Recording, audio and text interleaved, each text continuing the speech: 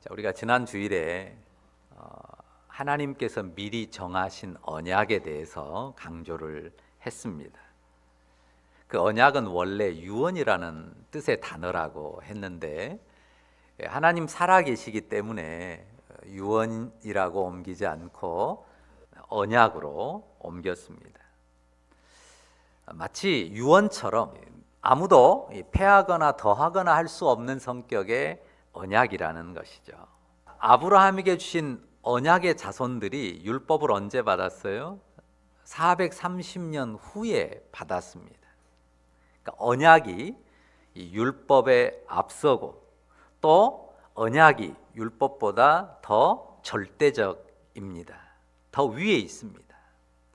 따라서 나중에 받은 율법으로 언약을 폐기하거나 조종하거나 가치를 변경시킬 수 없고요. 오히려 율법을 이 언약 아래 놓고 그 율법의 가치를 이 언약 아래 놓고 언약의 빛으로 해석을 하는 것이 옳습니다. 이것이 언약과 율법의 관계예요. 그러니까 언약이 먼저고 우선이다. 율법은 나중이고 아래다. 이것을 꼭 기억하시면 좋겠습니다. 지난 시간에도 말씀드렸듯이 이 언약을 따라서 언약의 말씀을 따라서 이스라엘 자손이 가나안 땅을 유업으로 받았습니다. 뭐가 아니라고 그랬어요? 율법을 받았고 그 율법을 잘 지켰기 때문에 가나안 땅에 들어간 게 아니었어요. 그들이 민족을 이룬 것도 마찬가지예요. 하나님께서 율법에 거스르고 거역하는 이스라엘 자손에 대해서 모세에게 뭐라고 하셨어요? 내가 이것들을 다 쓸어 없애버리겠다. 차라리 너로 새 민족을 이루겠다. 이렇게 말씀하셨잖아요. 하나님께서 진노하여서 그 백성을 멸해버리고자 했던 게 한두 번이 아닙니다. 그러니까 율법의 행위로 그들의 민족이 보존되고 가나안 땅의 유업을 얻은 게 아니었고요. 그들이 율법 앞에 범죄했음에도 불구하고 하나님께서 아브라함에게 주신 언약, 땅의 언약과 후손의 언약을 지키셨기 때문에 이스라엘이 이스라엘로 존재하고 있었던 것입니다. 하나님 언약의 성취지 율법의 행위로 말미암은 게 아니라는 게 분명합니다. 그런데 이 갈라디아서에서 바울이 놀라운 말씀을 하죠. 하나님이 씨와 땅을 약속했는데 그 씨는 물론 여럿이 아브라함의 씨지만 그 씨는 단 세상 만민을 복주겠다고 약속했던 그 씨는 단 하나다. 곧 그리스도라. 내 씨로 말미암아 천하 만민이 복을 받으리라 했을 때 이 씨를 단수로 히브리어 단수로 썼던 것을 가지고서 그렇게 이야기를 하는 것입니다. 하나님께서 아브라함 때 주신 세상 구원의 약속을 예수 그리스도로 말미암아 성취하셨습니다. 곧 그리스도를 믿음으로 하나님 나라 구원의 은혜를 받는 것입니다. 무엇이 아니고요, 율법의 행위가 아니에요. 그것이 구약성경 율법이든 아니면 사람들의 사회적인 혹은 도덕적인 율법이든 어떤 율법의 행위로도 그것으로 하나님 앞에 용납되고 구원받을 수는 없는 것입니다. 이 믿음과 확신, 우리가 믿음으로 예수 그리스도를 믿음으로 하나님의 구원에 참여하는 은혜 받는 백성이 됐다 하는 이 믿음과 확신이 우리 신앙의 핵심입니다. 여기에 우리의 존귀함이 있어요. 여기에 우리의 자존감이 있습니다. 여기에 인생의 희망이 있고 우리의 평안이 있고 우리의 넉넉함과 여유가 바로 여기에 있습니다. 그런데 이 믿음과 확신이 우리의 삶의 중심에 놓여 있지 않으면요, 어떻게 된다고요? 그냥 율법으로 쉬 흘러가요.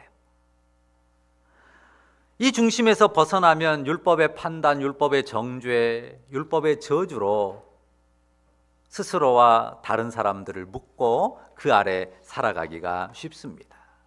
그러니까 믿음의 외형, 교회 다닌다, 성경을 읽는다, 기도한다, 단순한 외형이 아니라 이 믿음의 외형이 있다 하더라도 중심에 이 믿음에서 미끄러지면요, 복음을 가지고도 정죄하고 비난하고 저주로 가두는 그런 삶을 살 수가 있는 것입니다. 온갖 율법이 들어와 가지고요, 비난과 정죄와 저주로 살아가는 사람이 되게 만들어 버립니다. 자, 그러면 이제 이런 질문이 생깁니다. 그러면 그런 가치의 율법은 대체 왜 주신 거예요? 그런 가치의 율법을 대체 하나님은 왜 주신 거죠? 그렇게 무가치하고 악하게 사용될 율법이라면 안 주시는 게 더 낫지 않아요? 이런 질문이 나옵니다. 그래서 그 답으로 주신 말씀이 19절이에요. 그런즉 율법은 무엇이냐? 범법함으로 더하여진 것이라 천사들을 통하여 한 중보자의 손으로 베푸신 것인데 약속하신 자손이 오시기까지 있을 것이라. 여기 분명히 쓰죠. 율법이 더하여진 이유가 뭐라고요? 범법함으로 더하여진 것이다. 이스라엘이 갑자기 새롭게 범죄해서가 아니에요. 인생 모두가 범죄한 죄인이기 때문에 하나님께서 베풀어 주신 것입니다. 여기 천사들을 통해 한 중보자의 손으로 베푸신 것이다 라고 하는데요, 한 중보자는 누구를 가리킬까요? 모세죠.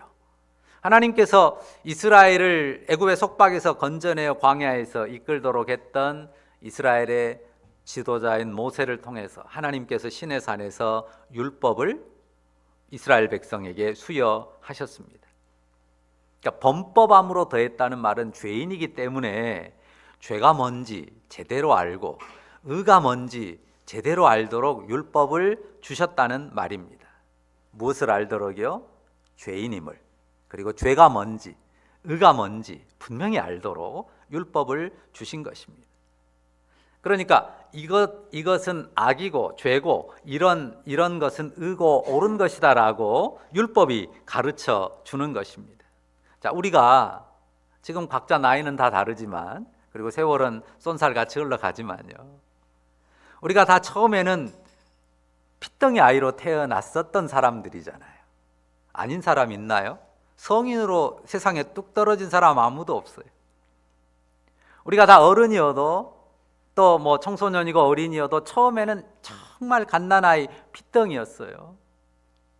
우리 은서만 보면 항상 은혜가 되는데, 우리 은서는 700g도 안 되게 세상에 나온 아기였어요.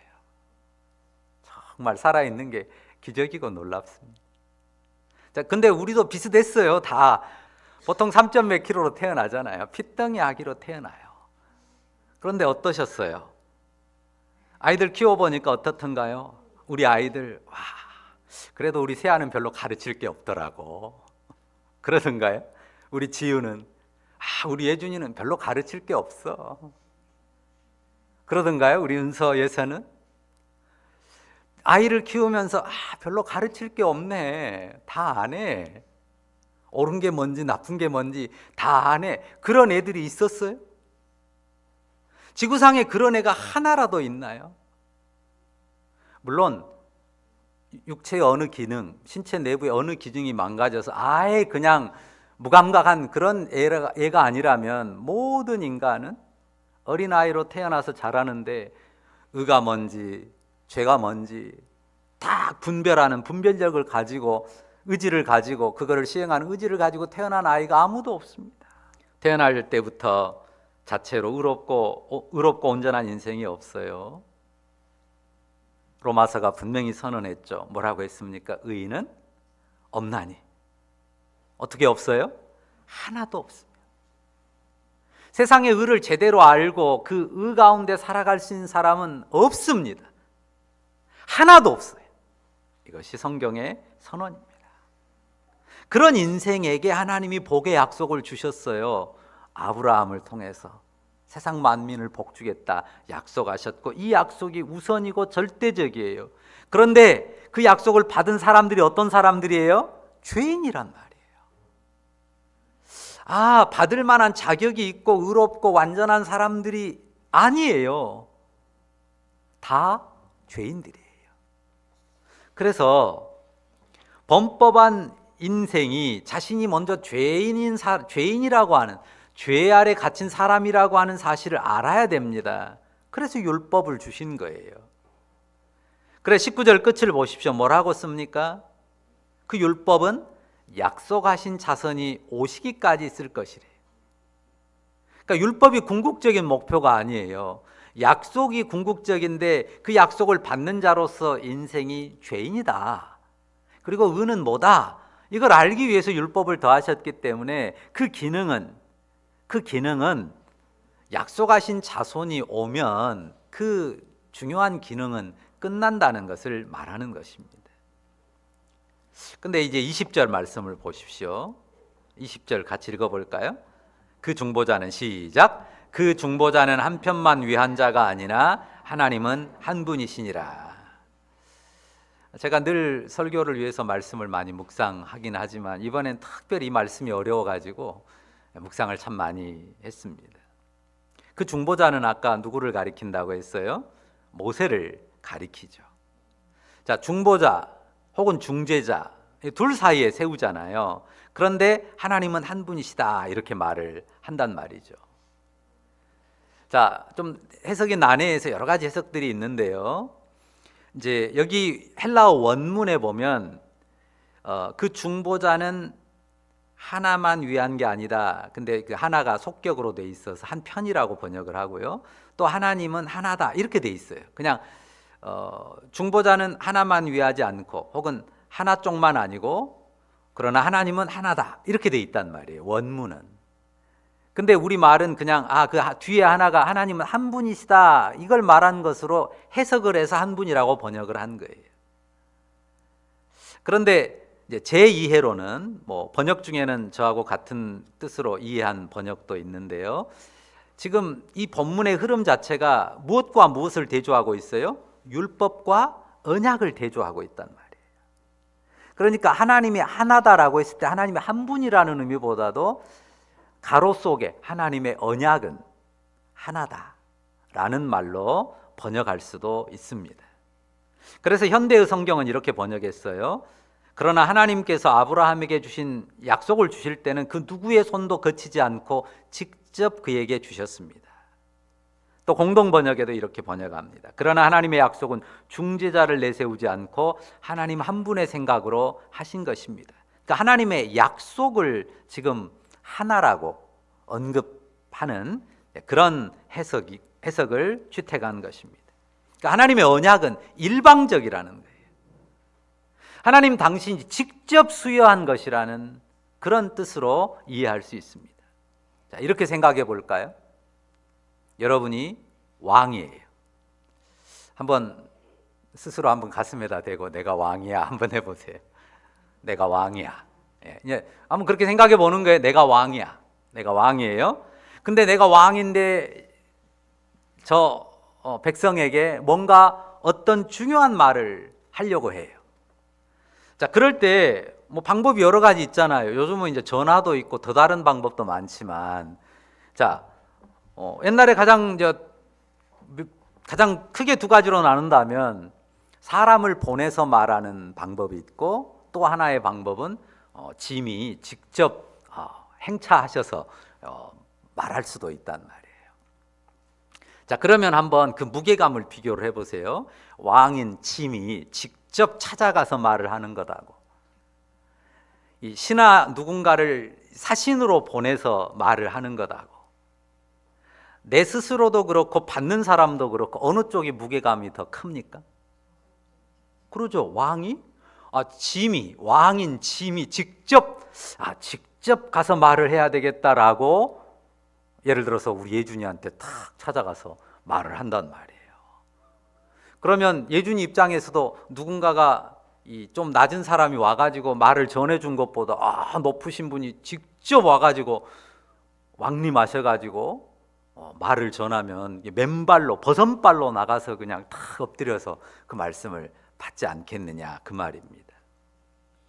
자, 둘 다 누구의 명이에요? 왕의 명이에요. 왕의 말씀이에요. 그래도 어느 쪽이 무게가 더 크고 어느 쪽이 더 크게 가슴에 남아요?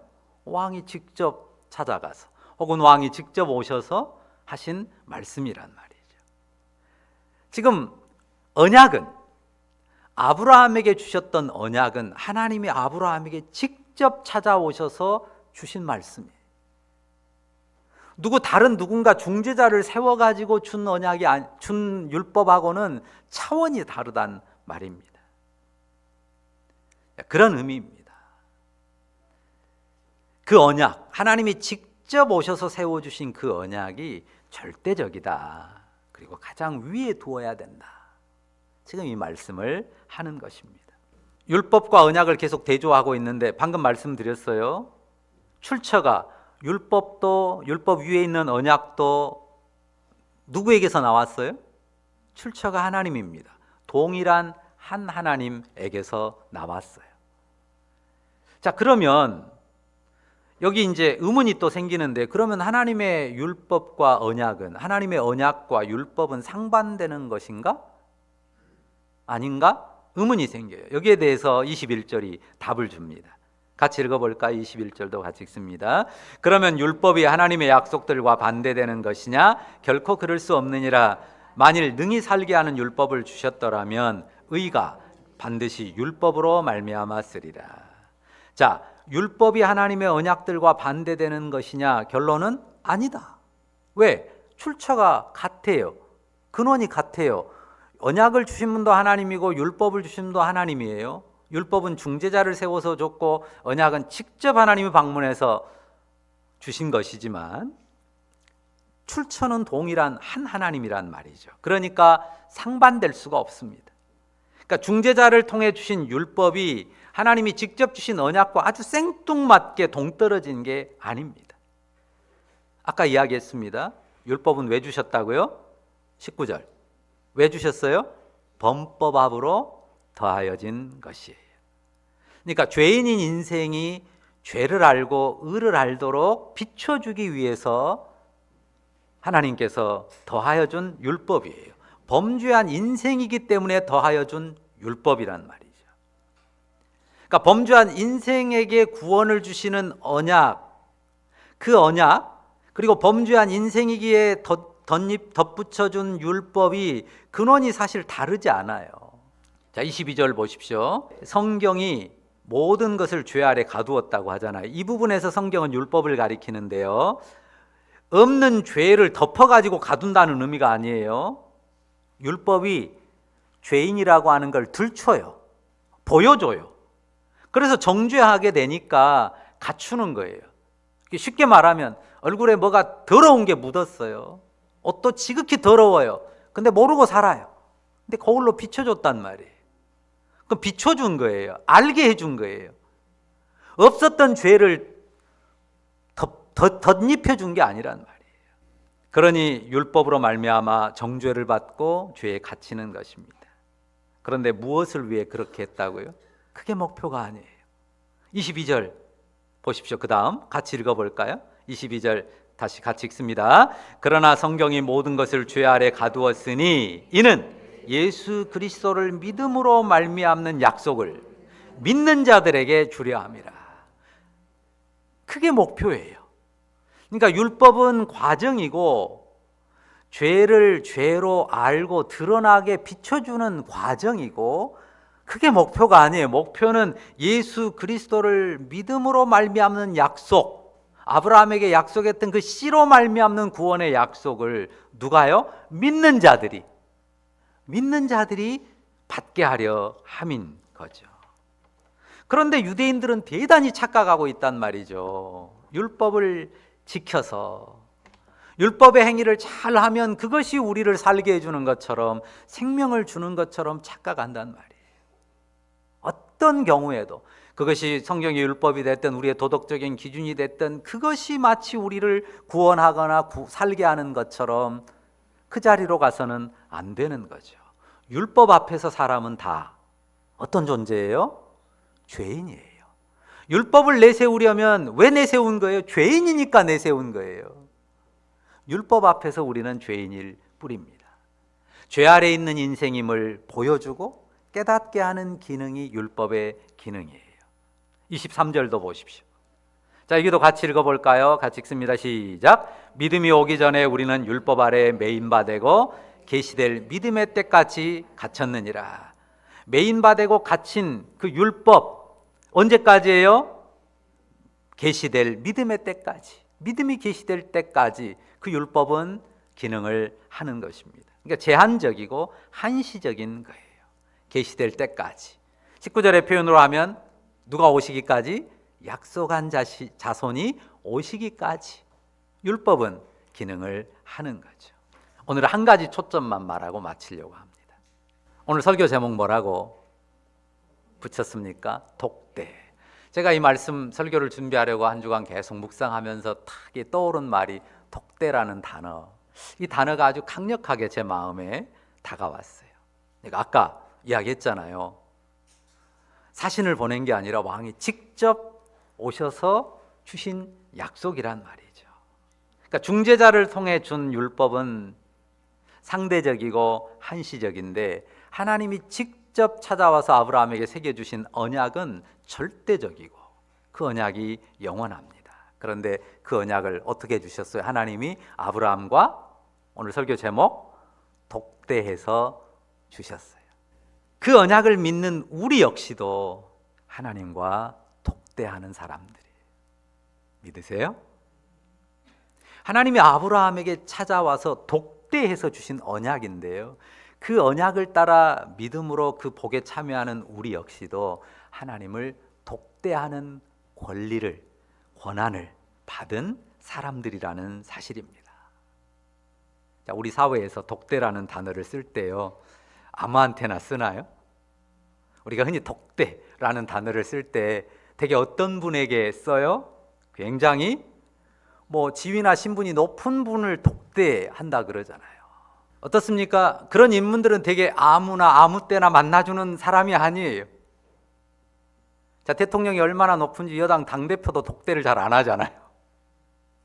자, 과거 군주시대 왕이라면 어떻습니까? 왕과 독대하는 일은 어때요? 그냥 맘먹으면 할 수 있는 일인가요? 왕을 독대한다는 것은 하늘의 별따기예요.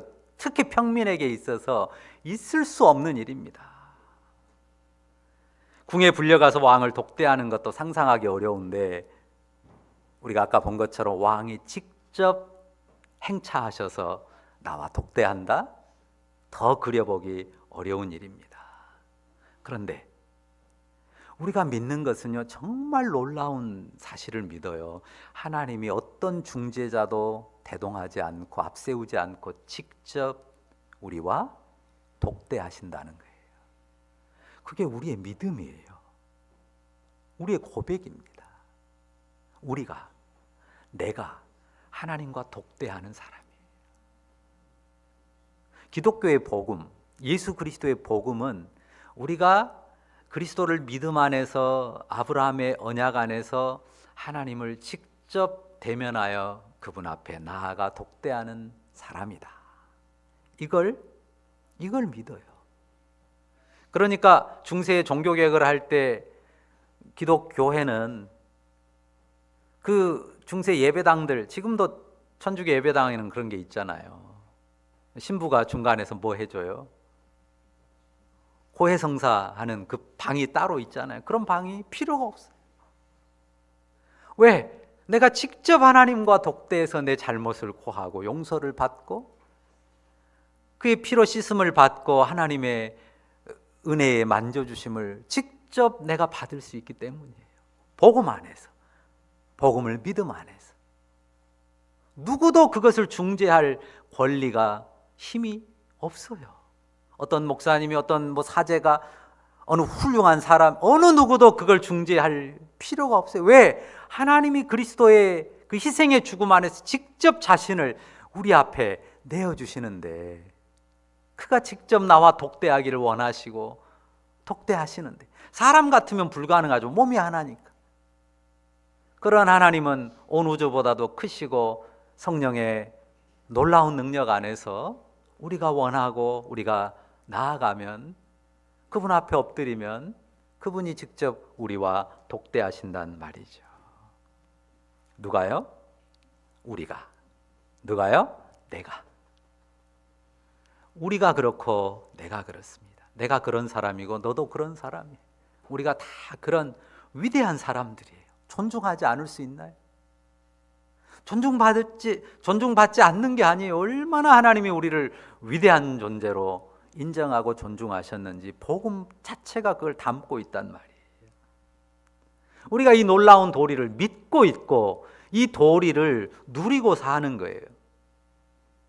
그런데 못 누리는 사람들이 많죠. 그냥 하나님은 멀리만 계신다고 생각하고 독대할 생각도 안 하고 그냥 눈치만 보고 무서워하고 두려워하거나 그냥 세상만 바라보고 살거나 그러기가 쉬운데요. 언제든 내가 고개만 들면 그리스도를 믿음으로 나아가기만 하면 보좌를 열어서 나와 독대하시는 하나님, 그분 앞에 우리가 서고 그분을 누리는 것입니다. 믿으십니까? 이것이 그리스도 복음의 놀라움이에요. 위대함이에요. 이것을 무엇으로 막고 무엇으로 흔들겠습니까? 근데 율법의 행위가 중요하다. 행위 이건 해야 돼, 이건 해야 돼, 저건 해야 돼. 율법의 잣대로 될 수가 있냐고요. 이것이 예수 그리스도를 믿음으로 말미암아 주시는 약속인데요. 누구에게요? 믿는 자에게. 믿는 자에게. 거기 분명히 쓰잖아요. 예수 그리스도를 믿음으로 말미암아 약속하신 것인데 누구에게? 믿는 자에게. 잘생긴 사람, 뭐 능력 있는 사람, 돈 있는 사람, 똑똑한 사람 아니에요. 믿는 자들에게 주 예수 그리스도를 믿고 그 복음 앞에 엎드리는 자이면 이 세상의 어느 누구라도 이 놀라운 은혜를 받습니다. 한번 말해볼까요? 나는 하나님과 독대하는 사람이야. 여러분 자신에 대해서 혹시 누구 앞에서 내가 좀 소외된다, 누가 나를 무시한다 그러면 그런 거 그냥 생각지도 마세요. 내가 누구예요? 나는 하나님과 독대하는 사람이에요. 저 별것 아닌 사람이 날 좀 무시했다고 해서 그게 뭐 얼마나 대단합니까? 저 사람이 아무리 잘나고 똑똑해도 돈 많아도 부자여도 높아도 그 사람이 날 좀 무시했다고 그게 뭐 대수예요? 나는 어떤 사람이에요? 하나님과 독대하는 사람이에요. 그러니까 일르세요. 하나님 당신 앞에서 눈꼽만큼도 안 되는 저것이 나를 무시해요. 하나님 앞에서는 그렇게 표현해도 돼요. 하나님 앞에 독대해서 이루세요. 자, 우리가 하나님과 독대하는 사람인데요. 한마디만 더 하죠. 어떤 자격으로 독대합니까? 자, 그 재벌이나 아니면 굉장히 권세 있는 사람들, 독대할 시간을 어떻게든 얻으려고 하는 사람들 있잖아요. 뭔가 끈을 맺어가지고 뭘 팔려고 하거나 무슨 사업의 기회를 얻으려고 하거나 어떤 권력의 끈을 잡고자 하는 사람들, 어떻게든 그 진짜 실권 있는 사람과 독대하려고 하잖아요. 우리가 그런 수준으로 한 번 독대하나요, 하나님을? 어떤 자격으로 독대해요? 그렇죠. 우리는 언제든 아빠하고 나오면 그냥 나갈 수 있는 자녀의 자격으로 하나님 앞에 독대하는 권리를 가지고 있단 말이에요. 웃을 일이 별로 없잖아요. 근데 할아버지 아빠들 보면요, 언제 웃어요? 애가 막 기쁘게 나오면 그때 웃어요. 한번 생각해 보세요. 우리 이권사님, 우리 강희수 목자님 언제 웃어요? 예준이나 지유가 그냥 웃으면서 즐겁게 할아버지 할머니 부르며 나오면 웃거든요. 우리 현석 집사도 보면 은서에서 이야기하면 꼭 웃더라고요. 그렇게 기쁨이 되는 자녀로 우리가 하나님 앞에 나가요. 물론 때로는 잘못해서 잘못했다고, 하나님 죄송하다고, 회개한다고, 용서해달라고 그렇게 나가기도 하죠. 그러나 그렇게 나와도 이쁘단 말이에요. 사랑스럽단 말이에요. 자, 내가 어떤 사람이에요? 적어도 하나님과 독대하는 사람이야. 그 자존감, 그 존귀함, 그 담대함, 그 삶의 희망과 용기를 여러분 가슴에 누구로 말미암아서요? 주 예수 그리스도, 나를 위해 십자가 지시고 대속을 이루신 하나님의 아들로 말미암아서 내 영혼에 굳게 새기고 간직하고 누리고 나누며 살아가는 여러분들 다 되시기를 주의 이름으로 축원합니다. 기도하십시다. 사랑의 하나님, 우리 아버지시여, 이 시간 우리 눈을 열어주시고 마음을 열어주셔서 감사합니다.